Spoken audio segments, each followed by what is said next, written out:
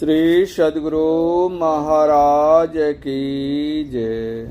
प्रातः स्मरणीय अनंत श्री विभूषित परमाराध्य संत सद्गुरु महर्षि में परमहंस जी महाराज का प्रवचन। बाहर फिरत विकल भय धायो। इस प्रवचन का दूसरा अंतिम भाग। महर्षि में ही सत्संग सुधा सागर। गोस्वामी तुलसीदास जी कहते हैं, निर्गुण रूप सुलभ अति, सगुण जान नहीं कोय, सुगम अगम नाना चरित, सुनि मुनि मन भ्रम होय। इस पर लोग ध्यान नहीं देते, स्थूल पर ही लौ लगाए रहते हैं, आगे बढ़ना नहीं चाहते। चाहिए कि अंतर्मुखी होकर खोज हो। जो जहाँ बैठा रहता है वह वहीं से चलता है। दृष्टि और मन को अस्थिर करो। बैठे ने रास्ता काटा, चलते ने बाट न पाई। अंदर में असली दर्शन होता है। अमायिक रूप का दर्शन करो। अंदर चलने के लिए कबीर साहब ने कहा है, भक्ति का मार्ग झीना रे। उस पर चलने के लिए केवल चेतन आत्मा है। अपने को स्थूल दृष्टि में रखे हुए लोग सूक्ष्म दृष्टि में अपने को ले जाएं। गुरु नानक देव जी ने कहा है, भक्ता की चाल निराली भक्ता केरी, विखम मार्गी चलना, लबु लोभ अहंकार तजी, तृष्णा बहुतो नाही बोलना, खनि अहु तीखी बालहु नीकी, एतु मार्गी जाना। कठोपनिषद में है, क्षुरस्य धारा निशिता, दुरत्यया दुर्गम पथस्त कव्यो वदंती। इसी बारीकी के कारण गोस्वामी तुलसीदास जी ने कहा है, रघुपति भगति करत कठिनाई, कहत सुगम करणी अपार, जानई सो जेहि बनी आई, जो जेहि कला कुशलता कह, सो सुलभ सदा सुखकारी, सफरी सन्मुख जल प्रवाह, सुरसरी बहई गज भारी। ज्यों सरकरा मिलई सिख तामह, बलते नहीं बिलगावे, अति रसज्ञ सूक्ष्म पिपीलिका, बिनु प्रयास ही पावे। सकल दृश्य निज उदर मेली, सोवई निद्रा तजी जोगी, सोई हरिपद अनुभवई परम सुख, अतिशय द्वैत वियोगी। शोक मोह भय हर्ष दिवस निशि, देश काल तह नाही, तुलसीदास एहि दशाहीन, संशय निर्मूल न जाहि। सफरी की तरह सूक्ष्म हो जाओ। अपने को बहुत संभालो और सूक्ष्म में होकर उस तक पहुँचो। इसके लिए कला विद्या है। गुरु से भजन भेद लो और उसका अभ्यास करो। हम लोग अभी संसार के स्थूल तल पर हैं। सूक्ष्म की ओर बढ़ने के लिए शांभवी मुद्रा अथवा वैष्णवी मुद्रा का अभ्यास करो। अंदर चलने के लिए साधन लो और करो। संभव नहीं कि सूक्ष्म दृष्टि का अभ्यास नहीं हो सकेगा। अब तक जो ज्ञान हुआ है, साधन किया है, उसमें यह दृढ़ हो गया है। थोड़ा बनिज बहुत हुए बाढ़ी, उपजन लागय लालमयी, श्रद्धा किंग करी जह प्रीति, लखिन अभाव होई विपरीति। अभाव होने पर विपरीत नहीं हो, विश्वास डिगे नहीं, करता चला जाए, लेकिन अंधविश्वासी नहीं बनो। साधन करोगे तो अंधी श्रद्धा नहीं रहेगी। कभी कुछ भी सफाई आ जाए तो अहोभाग्य है। थोड़ी भी शांति आ गई तो अहोभाग्य है। यह जल्दबाजी की बात नहीं है। रामचरितमानस की नवधा भक्ति में है, प्रथम भगति संतन कर संगा, दूसरी रति मम कथा प्रसंगा, गुरुपद पंकज सेवा, तीसरी भगति अमान, चौथी भगति मम गुण गण, करई कपट तजिगान। मंत्र जाप मम दृढ़ विश्वासा, पंचम भजन सो वेद प्रकाशा, छठ दमशील विरति बहु कर्मा, निरत निरंतर सज्जन धर्मा। सातम सम मोहि मय जग देखा, मोते संत अधिक करि लेखा। आठम यथा लाभ संतोषा, सपनहु नहीं देखई पर दोषा।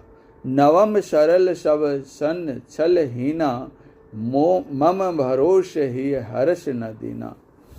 संतों का संग, कथा प्रसंग, गुरु सेवा, ईश्वर का गुणगान, मंत्र जप, इस प्रकार 5 भक्ति तक मन लगाने पर ही जोर है। छठी भक्ति में दमशील बनने कहा। शम दम छोड़ दो तो योग कहाँ रहा।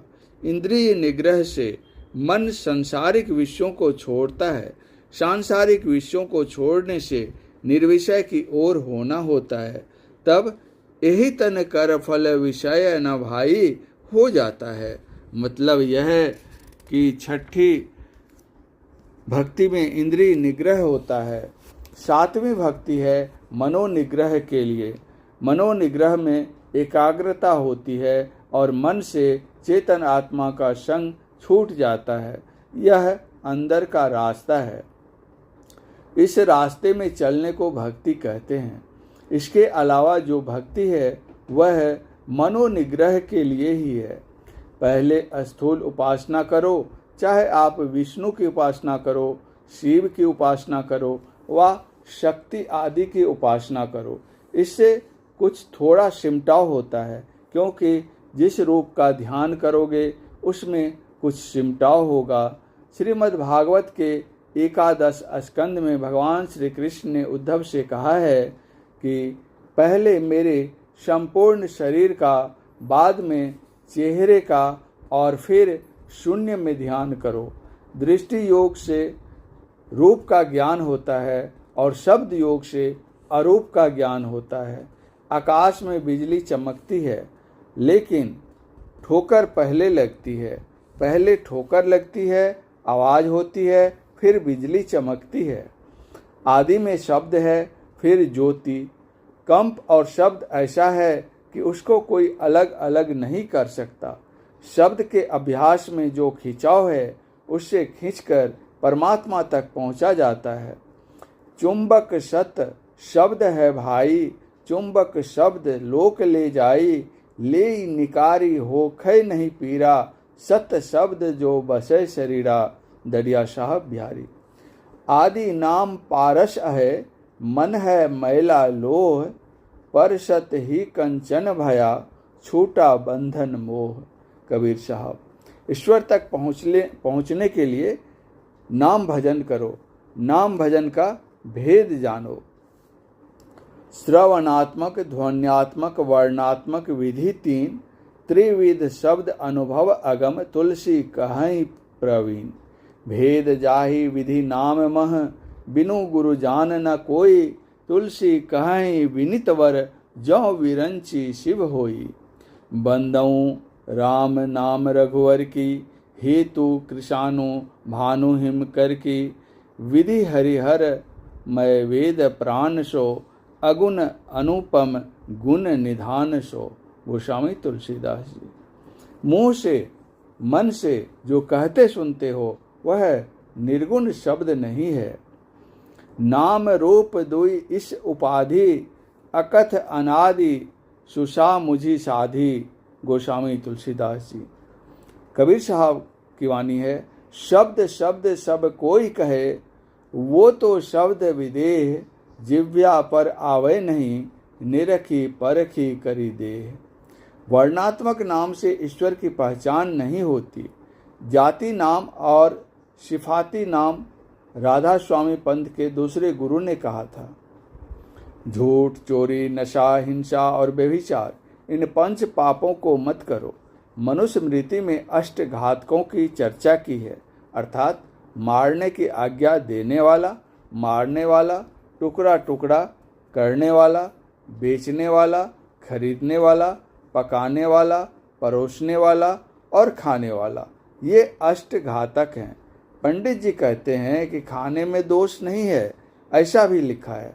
मैं कहता हूँ नहीं खाए तो महाफल होगा, ऐसा भी लिखा है। तो खाने वाले तो महाफल से वंचित रहेंगे। एक योगी ने लिखा कि जल जंतु व पशु के गुण उसके मांस में रहते हैं, उसके खाने वाले में पाश्विक वृत्ति हो जाती है। 1 महीने मांस मछली नहीं खाओ और तब तुम्हारा मन कैसा रहता है देखो, और दूसरे महीने में खाकर देखो कि कैसा रहता है। दोनों को मिलाओ तो आप स्वयं छोड़ दोगे। महात्मा गांधी जी ने अंडा खाने के लिए लिखा, 100 लोगों ने पकड़ लिया, लेकिन अंडा नहीं खाने के विषय में जो उन्होंने कहा उसको मानने वाले कोई नहीं। हम लोगों को स्वराज्य प्राप्त है, लेकिन सुराज्य नहीं है। यह सुराज्य लाना जनता के हाथ में है। पंच पापों को छोड़ने से स्वराज्य में सुराज्य होगा। ईश्वर सर्वव्यापक हैं, ऐसा हम लोग मानते हैं। कितनों का ख्याल है कि ईश्वर सर्वव्यापक नहीं है। कोई कहते हैं कि निर्गुण ब्रह्म को अपने तय का भी ज्ञान नहीं है। जैसे 4 चीजें मिलाकर गंडा होता है, उसी तरह से बहुत से अनुचैतन्य को मिलाकर ईश्वर होता है। ये सब गलत बातें हैं। लोगों को इन प्रचारों से बचना चाहिए। ईश्वर भक्ति का मोटा प्रचार भी बहुत होता है। मोटी भक्ति भी नहीं छोड़ो और सूक्ष्म भक्ति को भी नहीं छोड़ो। राम के उपासक शिव के उपासक नहीं हैं, ऐसा कहना संकीर्ण बुद्धि का काम है। शिव के उपासक राम के उपासक या भक्त नहीं है, संकीर्णता है। पहले सगुण पीछे निर्गुण उपासना होती है। अनेक निर्गुणों के ऊपर के निर्गुण को जानो। सांख्य दर्शन के अनेक निर्गुण पुरुषों के ऊपर एक निर्गुण है, इसीलिए हम उनको जाने। जिस निर्गुण ब्रह्म को अपने तय का ज्ञान नहीं है, ऐसे प्रचार से बचो। निर्गुण तक पहुँचने के लिए निर्गुण शब्द को अवश्य पकड़ो। शब्द की समाप्ति जहाँ हो गई, तब निःशब्दं परम पदम हो जाएगा। झूठ सब दुर्गुणों का थैला है। झूठ, चोरी, नशा, हिंसा और व्यभिचार, इन 5 से बचो। कोई बड़ा है लेकिन उसकी झूठाई पकड़ी जाए तो उसका सारा बड़प्पन दूर हो जाएगा। परम पूज्य गुरुदेव का यह प्रवचन भागलपुर जिला अंतर्गत महर्षि मेही आश्रम कुप्पा घाट के निकट गंगा तट पर 58वां वार्षिक महाधिवेशन के अवसर पर दिनांक 12/4/1966 ईस्वी को अपराह्नकालीन सत्संग में हुआ था। श्री सद्गुरु महाराज की जय।